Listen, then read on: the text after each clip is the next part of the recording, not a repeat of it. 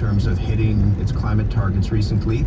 There's also a cost of living crunch that's underway, and your government has approved a new coal mine.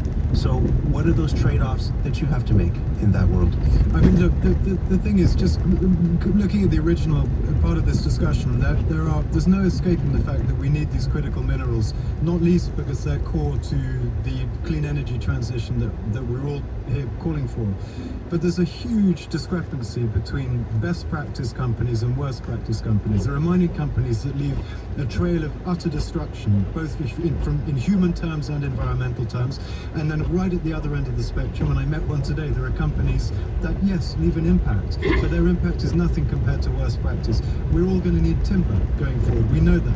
I've been to countries like Gabon and the Republic of Congo where they've more or less broken the link between logging and deforestation. There are other parts of the world where forests are just being cut down willy-nilly, and you're seeing wholesale destruction of ecological habitat. Costa Rica's managed to break the link between agricultural commodities and deforestation. Other countries haven't. So there is best practice and there is worst practice. Our job, and the best we can hope for, I think, is to take the best examples of what's being done right and make that the default. And the thing that gives me most confidence, even in an event such as this, is that we don't need to invent new things. Almost everything that needs to be done is already being done somewhere by someone. If we could take best practice, in other words, stuff that's actually actually happening and working and creating prosperity, not at the expense of the environment, and made it the norm across the board, then we wouldn't need to have another Montreal. We wouldn't need another COP.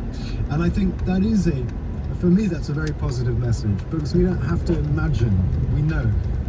I know that all three of you need to get back into those meetings to figure out what that agreement is going to be, but let me just ask you, I mean, it's easy to become cynical and easy to become despondent when you take a look at what needs to be done and whether that path is actually going to be reached or not. You've both been inside, you've all been inside, all three of you have been inside and outside working on this issue. Where do you think you've had the most impact? And where do you think you've made the most difference on the health of the planet? Well, I can start. I'm happy to volunteer to start on that. I have absolutely no doubt that I have achieved more as a government minister in an average month than I was able to achieve beforehand. But the reason for that is, one, I have been lucky enough to work with an incredible team of officials, but I had the backing of my Prime Minister in the way that Stephen does as well.